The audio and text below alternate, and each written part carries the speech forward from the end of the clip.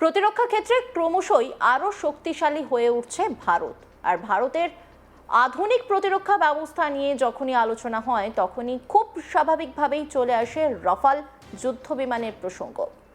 সম্প্রতি অপারেশন সিন্দুর ও তারপরে ভারত এবং পাকিস্তানের মধ্যে যে সংঘর্ষ পরিস্থিতির সৃষ্টি হয়েছিল তখনও বিশেষ ভূমিকা পালন করেছে ফ্রান্সের তৈরি এই যুদ্ধ বিমান। এবার ফের একবার আলোচনায় রাফাল, কারণ ফ্রান্সের প্রেসিডেন্ট ইমানুয়েল ম্যাক্রোর ফের ভারত সফর।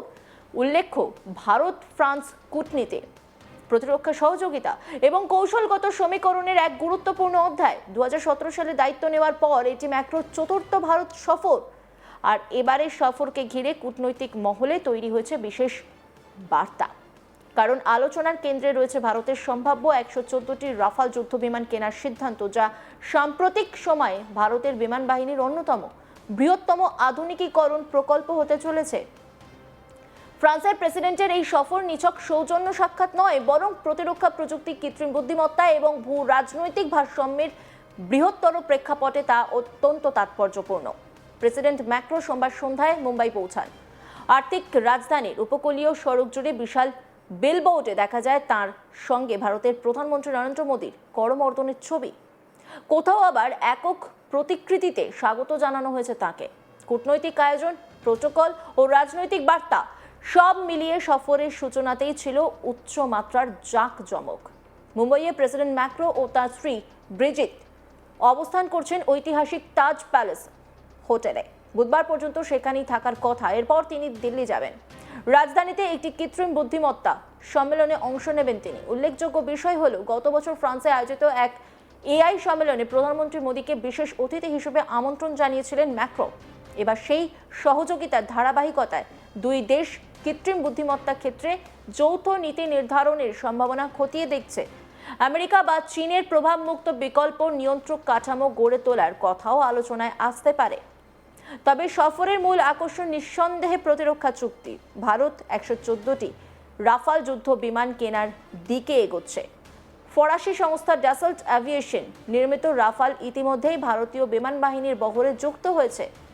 নতুন করে বড় অঙ্কের অর্ডার চূড়ান্ত হলে তা হবে ভারতের সামরিক শক্তি বৃদ্ধির এক ঐতিহাসিক পদক্ষেপ। চলতি মাসের শুরুতেই ভারতের প্রতিরক্ষা মন্ত্রীর নেতৃত্বাধীন একটি কমিটি প্রাথমিকভাবে এই ক্রয় প্রক্রিয়ায় সবুজ সংকেত দিয়েছে। যদিও আনুষ্ঠানিক চুক্তি সইয়ের আগে এখনো বাকি রয়েছে মূল্য নির্ধারণ, প্রযুক্তি হস্তান্তর এবং দেশীয় উৎপাদনের ভাগ নিয়ে কঠোর আলোচনা। আন্তর্জাতিক সংবাদ মাধ্যমের প্রতিবেদন অনুযায়ী সাম্প্রতিক সময়ে ভারত প্রায় $40 বিলিয়ন সামরিক সরঞ্জাম কেনার পথে অগ্রসর হয়েছে। এর মধ্যে রয়েছে 6টি আমেরিকান সামুদ্রিক নজরদারি বিমান এবং 114টি রাফাল। তবে ফরাসি আধিকারিকরা জানিয়েছেন প্রাথমিক অনুমোদনই চূড়ান্ত নয়। সামনে রয়েছে কঠিন দর কষাকষি, বিশেষ করে কত শতাংশ উৎপাদন ভারতে হবে এবং কতটা প্রযুক্তি ভারতকে হস্তান্তর করা হবে সেই প্রশ্নও রয়েছে। ভারতের দীর্ঘমেয়াদী লক্ষ্য আত্মনির্ভর প্রতিরক্ষা শিল্প গড়ে তোলা। এই প্রেক্ষাপটে ফ্রান্স একটি গুরুত্বপূর্ণ অংশীদার। রাশিয়ার পাশাপাশি ফ্রান্স ভারতের অন্যতম প্রধান প্রতিরক্ষা সহযোগী দেশ হিসেবে উঠে এসেছে। যৌথ উৎপাদন ও প্রযুক্তি স্থানান্তরের প্রস্তাব ভারতের কাছে আকর্ষণীয়। ফরাসি সংস্থাগুলি ভারতীয় শিল্প গোষ্ঠীর সঙ্গে যৌথ উদ্যোগে কারখানা স্থাপন এবং স্থানীয় কর্মসংস্থানের সুযোগ তৈরির প্রতিশ্রুতি দিচ্ছে। বেঙ্গালুরুতে দুই দেশের প্রতিরক্ষা মন্ত্রীদের বৈঠকের কথাও রয়েছে।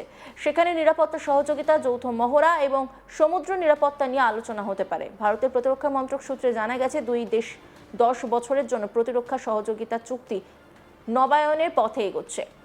এই সফর এমন এক সময় হচ্ছে যখন বিশ্ব রাজনীতিতে দ্রুত পরিবর্তন ঘটছে।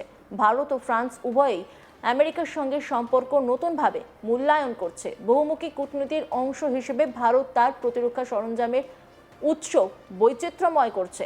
ফ্রান্সের জন্য ভারত একটি বড় বাজার এবং কৌশলগত অংশীদার। ইউরোপীয় ইউনিয়নের ভেতরে ফ্রান্স নিজেকে একটি স্বতন্ত্র শক্তি হিসেবে তুলে ধরতে চায়, আর ভারতের সঙ্গে ঘনিষ্ঠতা সেই লক্ষ্য পূরণে সহায়ক। অন্যদিকে প্রেসিডেন্ট ম্যাক্রো নিজ দেশে রাজনৈতিক চ্যালেঞ্জের মুখোমুখি।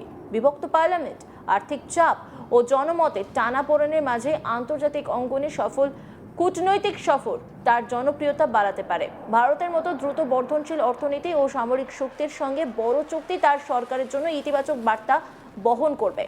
একটি সাম্প্রতিক রিপোর্টে উল্লেখ করা হয়েছে 2020 থেকে 24 এই সময়কালে ফরাসি অস্ত্র রপ্তানি সবচেয়ে বড় অংশ এসেছে ভারতের।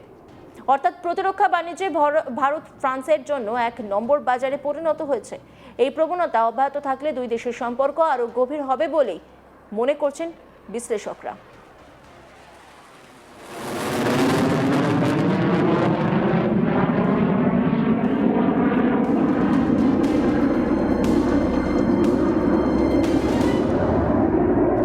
উল্লেখ্য, রাফাল যুদ্ধবিমান নিয়ে অতীতে রাজনৈতিক বিতর্ক কম হয়নি, তবে বর্তমান প্রস্তাবিত চুক্তি আকারে অনেক বড় এবং কৌশলগত দিক থেকে তাৎপর্যপূর্ণ।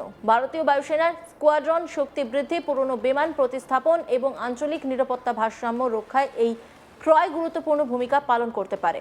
কৃত্রিম বুদ্ধিমত্তা ক্ষেত্রেও সহযোগিতা দুই দেশের সম্পর্ককে নতুন উচ্চতায় নিয়ে যেতে পারে। তথ্য সুরক্ষা, নৈতিকতা ও নিয়ন্ত্রক কাঠামো নিয়ে যৌথ অবস্থান তৈরি হলে তা আন্তর্জাতিক অঙ্গনে একটি বিকল্প মডেল হিসেবে আত্মপ্রকাশ করতে পারে। বিশেষজ্ঞদের মতে প্রযুক্তি ও প্রতিরক্ষা এই দুই স্তম্ভেই ভারত ফ্রান্স সম্পর্ক আগামী দশকে আরও মজবুত হবে। সব মিলিয়ে প্রেসিডেন্ট ইমানুয়েল ম্যাক্রোর এই ভারত সফর বহুমাত্রিক তাৎপর্য বহন করছে।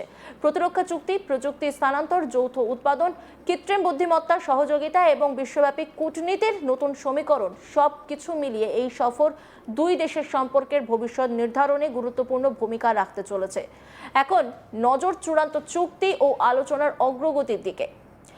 114টি রাফাল যুদ্ধবিমান কেনার সিদ্ধান্ত বাস্তবায়িত হলে তা শুধু সামরিক শক্তিবৃদ্ধি নয়, বরং কৌশলগত অংশীদারিত্বের নতুন দিগন্ত উন্মোচন করবে।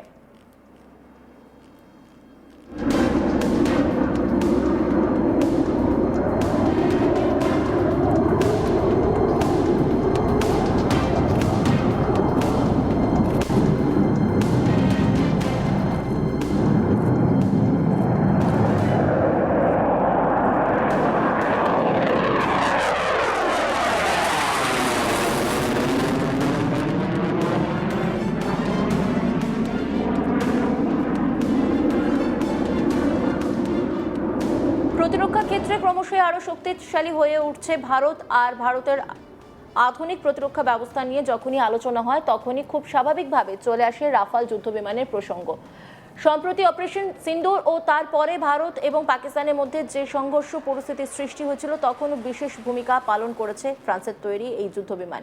এবার ফের একবার আলোচনায় রাফাল, কারণ ফ্রান্সের প্রেসিডেন্ট ইমানুয়েল ম্যাক্রোর ফের ভারত সফর। উল্লেখ্য, ভারত ফ্রান্স কূটনীতি, প্রতিরক্ষা সহযোগিতা এবং কৌশলগত সমীকরণে এক গুরুত্বপূর্ণ অধ্যায়। 2017 সালে দায়িত্ব নেওয়ার পর এটি ম্যাক্রোর চতুর্থ ভারত সফর, আর এবারের সফরকে ঘিরে কূটনৈতিক মহলে তৈরি হয়েছে বিশেষ বার্তা। অন্যান্য খবরের আপডেটের জন্য অবশ্যই নজর রাখবেন আজ তাক বাংলার ইউটিউব স্ট্রিমিংয়ে। লাইক, কমেন্ট, শেয়ার এবং সাবস্ক্রাইব করতে ভুলবেন না।